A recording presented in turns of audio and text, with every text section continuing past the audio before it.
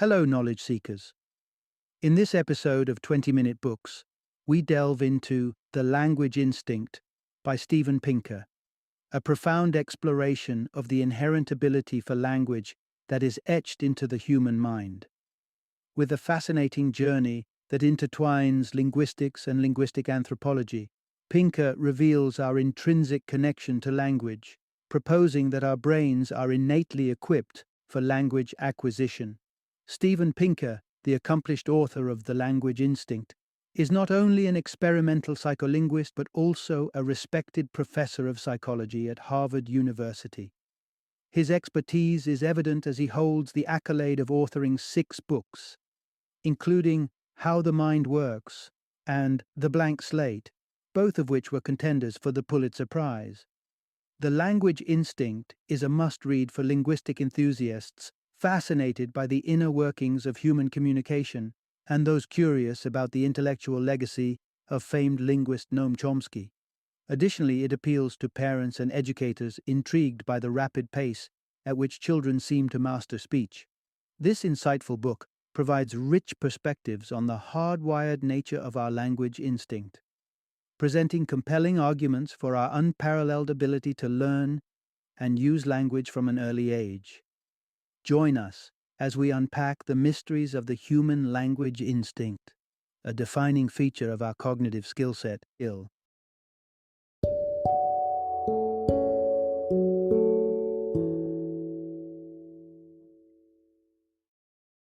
Language Instinct: How the Mind Creates Language.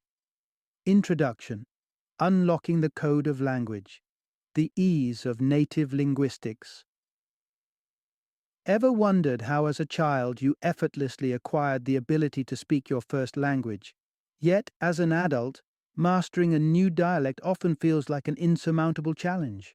There's a fascinating interplay between the complexity of language and our intrinsic linguistic abilities that seems almost like magic. We operate within a sphere of seemingly intuitive communication, managing to convey our thoughts and feelings with each other through the intricate dance of words and grammar. And the secret ingredient to this phenomenon? It lies within the domain of our language instinct. Join me on a linguistic journey as we delve into the structure of language and uncover the reasons humans are particularly adept at language acquisition. Along the way, we'll explore the neurological underpinnings of our remarkable facility for speech. Ready to learn some spellbinding truths? You'll find out how tiny tots can construct sentences using grammatical rules that were never explicitly taught to them. The way you can instinctively know the difference between one toy wug and a pair of them, and why voice assistants like Siri often struggle to decode the complexities of human speech. Part 1: The Innate Blueprint of Language in All of Us. Picture a world where speech flows as naturally as breath, where the complex dance of words and grammar comes as second nature. This isn't just in the realm of imagination. It's the reality every human experiences, from newborn cries to adult conversations. The capacity to form coherent sentences is not so much taught as it is unveiled, blooming from a seed planted within us long before we see the interior of a classroom. This concept was introduced by Noam Chomsky, the renowned linguist who proposed the theory of universal grammar, a sort of mental DNA for language that governs our linguistic abilities from the cradle. According to Chomsky, we are not empty vessels waiting to be filled with verbs and nouns. Rather, we are born with a pre-wired set of grammatical guidelines that unify all tongues across the globe. Chomsky's universal grammar is backed by something he calls the poverty of the stimulus, a nod to the realization that children often grasp language constructs far beyond the examples they are exposed to. Take, for instance, the subtle art of question formation. It seems simple enough when transforming a statement like, "A unicorn is in the garden," into a question by fronting "is." But complexity heightens with sentences such as, "A unicorn that is eating a flower is in the garden," where it's the second "is" that needs to be shifted to form a question correctly. Interestingly, Chomsky found that children rarely, if ever, fell into the trap of mishandling these variations. They intuitively knew which is to migrate even in phrases they had never before encountered, a clear sign that their grammatical sense exceeds mere mimicry. And what about those without access to spoken language? Take Simon, a deaf child studied by psychologists, whose sole gateway to language was through sign language, from his parents, who themselves learned signing later in life and were prone to errors. Yet, Simon's signs were immaculate, untouched by the grammatical slips of his parents. Such precision from a boy who had only witnessed an imperfect version of sign language could only be the doing of an instinctual grammar guide hardwired within his mind. In these snapshots of linguistic acumen, we witness the powerful force of our language instinct, revealing itself in the ease with which we navigate the seas of syntax and the islands of idiom, born seafarers on the linguistic tide. Part 2. The myth of language shaping our reality. Debunked language is often heralded as the lens through which we view and interpret existence. But does it truly reshape our perception of reality? The concept seems plausible, doesn't it? The idea known as the Whorfian hypothesis or linguistic relativity suggests that our native tongue dictates how we perceive everything around us. Benjamin Whorf, the mind behind this hypothesis, was a student of Native American languages, and he argued that because their languages described the world uniquely, for instance, an Apache dialect that described a dripping spring as whiteness moves downward, Native Americans must see life through a fundamentally different lens, one where objects and events are not distinct. Yet skepticism arises when we scratch beneath the surface. Whorf himself might not have conducted in-depth research or even direct interactions with Apaches. Moreover, his translations may have carried a flair for the mystical rather than a faithful rendering of a fundamentally different worldview.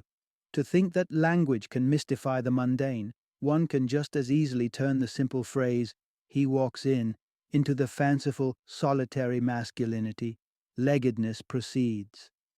Language can dress up the simplest actions in fanciful garb, but this doesn't alter the underlying reality. Consider the spectrum of colors. Some cultures might distill the rainbow down to basic terms like black and white, but to suggest that this constrains them to see the world only in these shades is akin to arguing that language has the power to rewrite their very visual biology. The tenacity of linguistic relativity owes much to urban legends rather than scholarly evidence. Take the so-called Great Eskimo Vocabulary hoax, the claim that Eskimos possess an abundance of words for snow, signifying a different perception of winter than an English speaker. Yet when we actually count, we find their lexicon comparable to the English variations: snow, sleet, slush, hail, and the like. In the end, language is a tool, a magnificent invention of human intellect, but it's not the puppeteer some assume it to be, pulling the strings on how we perceive the world. Part 3. The Twin Pillars of Language: Arbitrariness and Infinite Possibility. Have you ever paused to marvel at the magic behind our seamless communication? As it turns out, the ease of our verbal exchanges hinges on two foundational principles that give language its power. Let's begin with the first principle, the arbitrariness of the sign. Coined by Ferdinand de Saussure, a revered name in linguistics, this principle spotlights the peculiar relationship between sound and meaning. Take the word dog. There's nothing intrinsic about the syllables that conjures up the furry, tail-wagging creature we all know. The word itself doesn't embody the essence of dogness. So why then does dog signify the four-legged animal? The answer lies in the universal agreement among English speakers, a consensus reached through repetition and associations laid down over time that affirms that this particular sound represents our canine companions. This arbitrariness is the linchpin that enables us to exchange thoughts swiftly and efficiently, freed from the need to justify why every sound connects to its respective meaning. The second principle guiding our linguistic journey is the concept of making infinite use of finite media. This might sound complex, but it's rather simple. Our dictionary of words is limited, yet from this modest toolbox we can craft an endless array of sentences. How does this work? Enter grammar, an invisible but powerful force that dictates how words can be arranged and transformed to convey distinct scenarios and sentiments. Let's consider the phrase, dog bites man versus man bites dog. Grammar ensures that we recognize one as an everyday misfortune and the other as a headline capturing oddity, not based on the words themselves, but on their orchestrated arrangement. Our vocabulary may be finite, but grammar is the key that unlocks a boundless universe of expressions. Part 4. More than just grammar, the fascinating world of words. While we often highlight the significance of grammar, words themselves are intricate constructs worth exploring. Just as life teems with cells built from even tinier elements, our sentences are woven from individual threads we call words, and these in turn are stitched together by the smallest patches of grammatical cloth, morphemes. Let's delve into the rules of morphology that govern these particles of language through a whimsical example. Imagine a creature named a wug, a singular, unassuming wug. Now, if we introduce a partner to this lonely wug, we have, what do you think? That's right, a pair of wugs. A simple S has the power to transform the singular into plural. But consider this. No one ever sat us down as children to drill the concept of this magical S into our heads. Yet we use it with uncanny precision. Jean Gleason, a psycholinguist, once tested this concept with an experiment. She presented preschoolers with an illustration of a single wug. After revealing a second image with two, she asked what we should call them. The answer was unanimous and spontaneous. Wugs, with the all-important S. The children had never heard the term wugs before. They just knew that's how it worked, an innate understanding revealing mental rules for spawning new words. To appreciate morphemes further, consider the differences between languages. English may seem less complex than German if you're eyeing morphology. But take a trip to Tanzania, where the language Kivunjo sits atop a throne of sophisticated inflectional morphology. Their verbs are a tapestry of morphemes, a string of prefixes and suffixes altering meaning gracefully. In Kivunjo, naikimlia, meaning to eat, is a richer version of the verb lii, adorned with additional morphemes, unlike English's modest four variants for verbs such as quack, quacks, quacked, quacking. But where English may appear less intricate in inflection, it compensates with derivational morphology. This is our wizardry of creating new words. Attach able to learn, and behold, a new word appears, learnable. As we peer closer at the intrinsic structure of our language, it becomes clear why communication, with all its complexity, often feels as effortless as breathing. Part 5. The marvel of speech perception, our unseen sensory power. Ever consider speech's hidden complexity, its acoustic intricacies that unfold in daily conversations as naturally as day follows night? We have many senses, but it is our uncanny capacity to decipher speech that might well be tantamount to a sixth sense. Let's ponder a dilemma. With all our technological prowess that enables astronauts to leave footprints on the lunar surface, why can't we engineer a computer to flawlessly echo the words we speak? The crux of the problem is speech's fluid nature. Unlike the neatly spaced words on paper or screen, spoken language is a continuous stream with no overt pauses to signal the start and end of each word. Diving into this stream, we discover phonemes, the fundamental sound segments that piece together to form words. These segments are analogous to letters. For example, the sounds in BAT each represent a phoneme. Each of these phonemes carries its distinct acoustic signature. Take beat, which is an assembly of three sound waves, B, EA, and T. Conceivably, we should be able to program a machine to decipher these waves and replicate the word beat, right? Here you encounter the snag, co-articulation. This is the linguistic sleight of hand where phonemes don't stand separately, but rather blend with neighboring sounds in our speech. The phonemes of beat aren't three isolated islands of sound. They're shaped, shaded, and shifted by the preceding and following noises. Computers fall short in grasping the rich tapestry of co-articulated speech, where the same phoneme can vary dramatically depending on its context. And yet humans navigate this acoustic maze with deceptive ease. The curiosity beckons. How do we do it?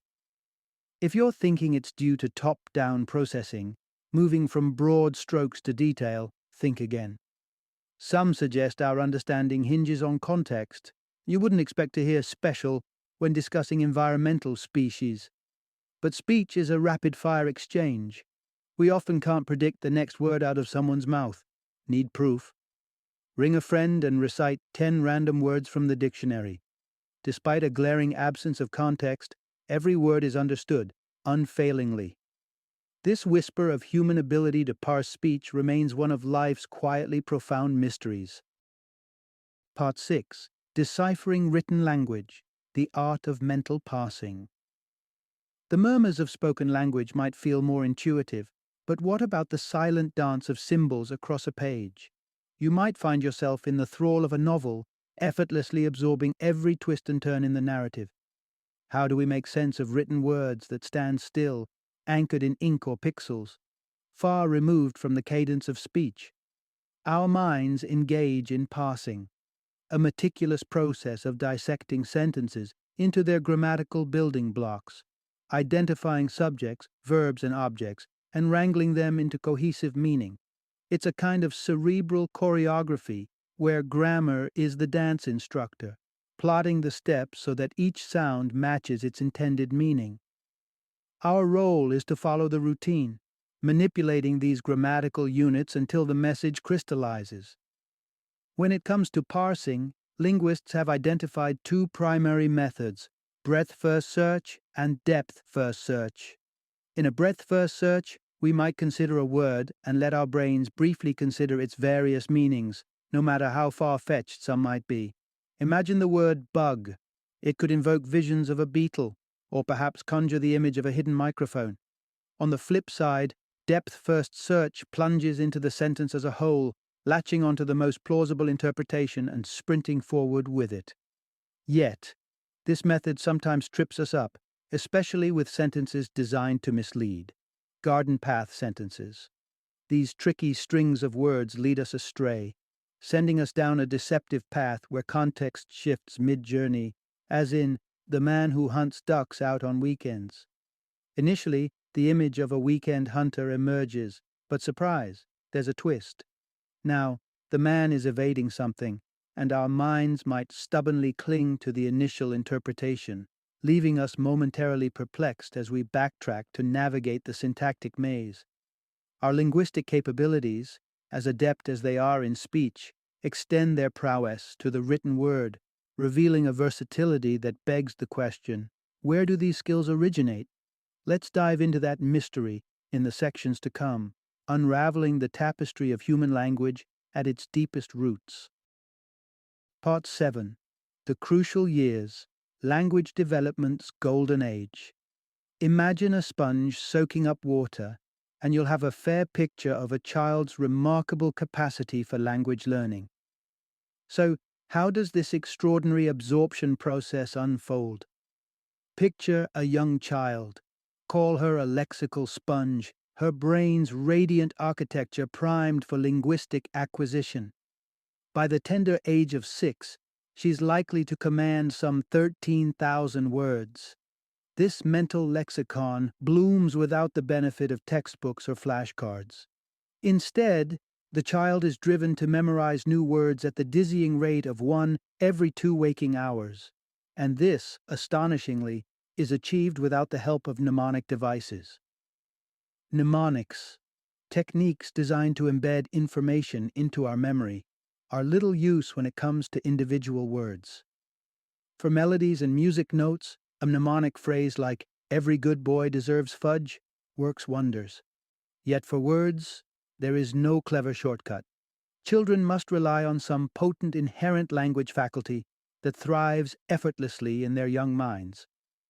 This ability, though, is not immune to the sands of time. As the years meander on, the linguistic prowess that once sparkled in the playgrounds of our youth begins to dim. Adults across cultures often struggle with the intricacies of a second language, as though the intricate machinery of language acquisition has dulled with age. Psychologist Elisa Newport delved into the experiences of immigrants arriving in America, uncovering a stark divide. Those landing in their new home between ages 3 to 7 displayed native-like command of English grammar. However, those who unpacked their suitcases between 8 and 15 encountered a rougher linguistic terrain. This pattern is not restricted to second language acquisition. It is echoed in the learning of one's first tongue as well. There have been the rare and lamentable cases of so-called wolf children raised in the wild or secluded from human interaction, such as Jeannie, a young girl discovered in 1970. Deprived of human contact in her formative years, Jeannie's grasp of grammar lay fallow. Her sentences were barren of the rich structures that come with typical development. Thus, such stories and studies converge on an arresting truth. Childhood is the crucial window where language blossoms, and once that critical period is over, our innate language skills face a steep and challenging climb. Part 8. Tracing the roots of our linguistic abilities through evolution. We've ventured deep into the intricacies of human language, exploring the mechanisms that enable us to imbibe and utilize this complex system from an early age. Yet one lingering question remains. Where did this language instinct originate? Could evolution explain the emergence of this innate skill? The theory of evolution, as posited by Charles Darwin and subsequently refined, suggests that the wonders of the biological world emerged through incremental changes, genetic mutations that, bit by bit, conferred survival and reproductive advantages on their bearers. Yet, skepticism has been cast on the notion that such an elaborate system as language could be a product of evolution. Critics, including Chomsky himself, have offered a couple of steep hurdles to this hypothesis. The first obstacle arises from the sheer sophistication of language. Its vast capability seems excessive compared to what evolutionary pressures might demand for reproductive success. Why would nature concoct something so elaborate when simpler systems might suffice?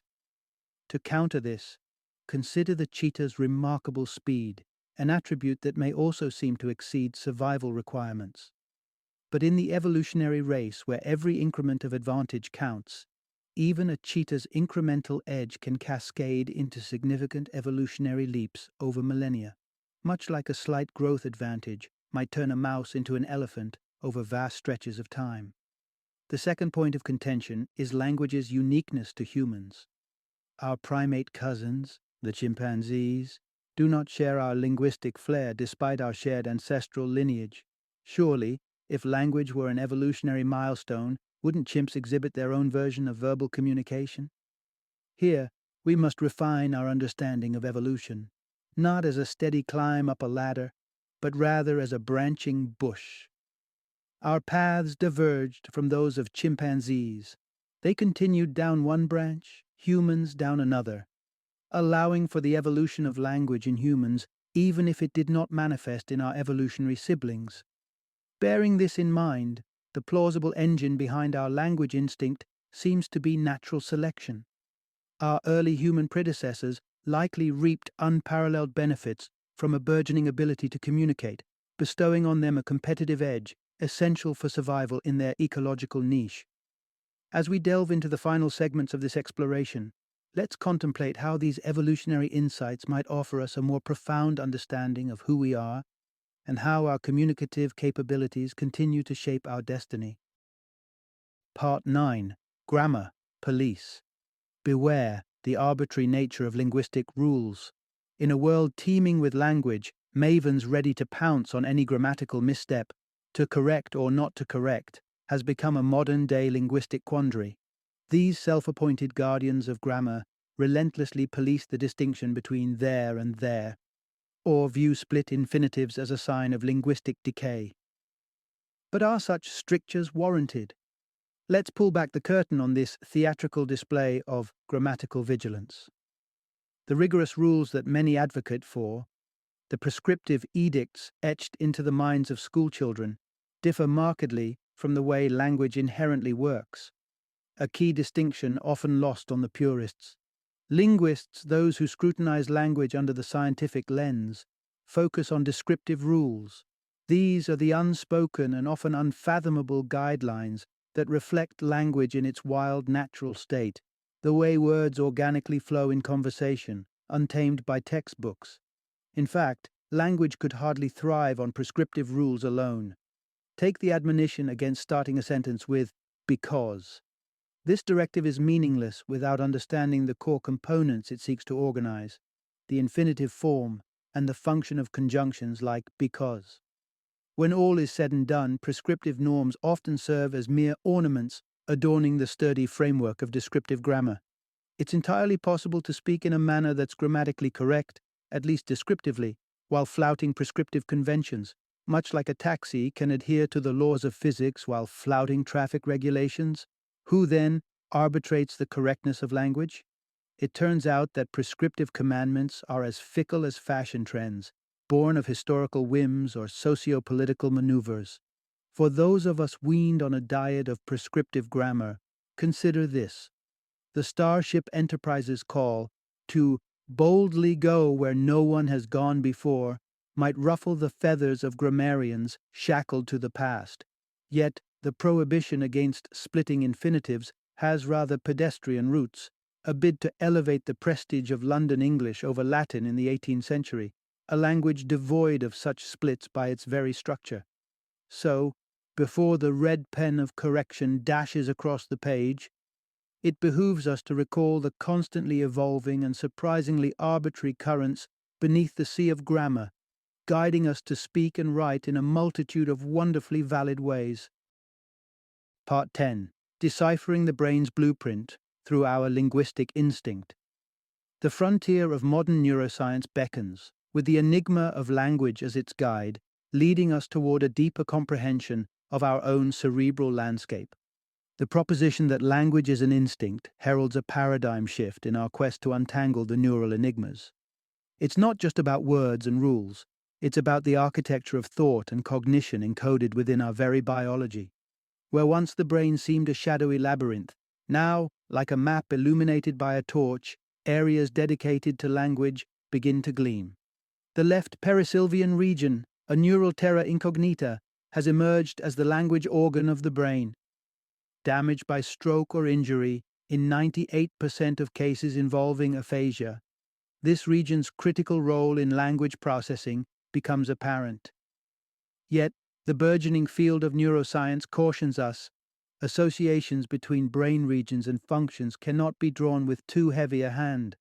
The brain houses modules, specialized neural enclaves, dictating specific mental faculties, each a puzzle piece in the enigmatic mosaic of cognition. In the intricate tangle of neurons, language manifests through a symphony of interconnected modules, speech, understanding, reading, and more, all nestled within the brain's left hemisphere. This delicate choreography underpins our verbal virtuosity. But the implications of a language instinct may extend beyond the borders of linguistics. Could other, similarly instinctive understandings also be hardwired in our neural circuits? This concept arises in anthropology and psychology alike. Anthropologist Brent Berlin posits the existence of an innate folk biology. Our brains come equipped with a preloaded software to sort the living world into categories: flora, fauna, species. Entangled in the genetic yarn of our beings, this knowledge forms without explicit instruction.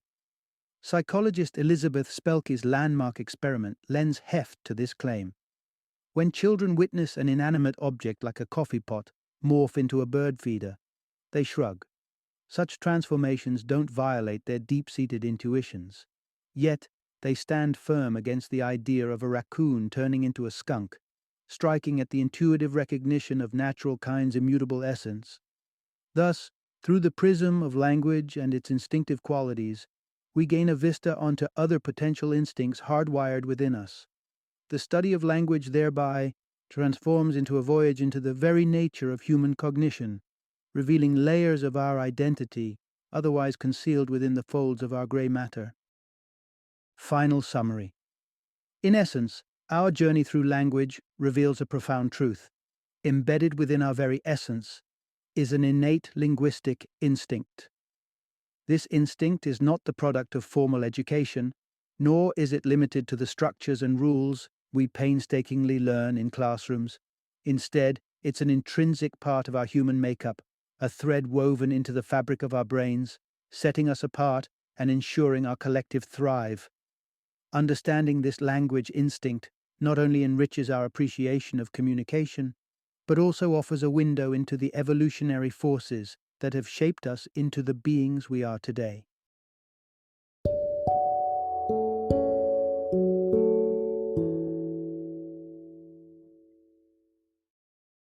Thank you for joining me today on this journey of learning and discovery as we explored the insights of another thought-provoking book in our growing library of knowledge. If you've enjoyed our time together, please take a moment to follow our podcast, give us a 5-star rating, and share 20-minute books with other knowledge seekers. Your support truly means a lot. Don't forget to join me again in the next episode, where we will delve into another enriching book. Until then, happy reading and happy listening.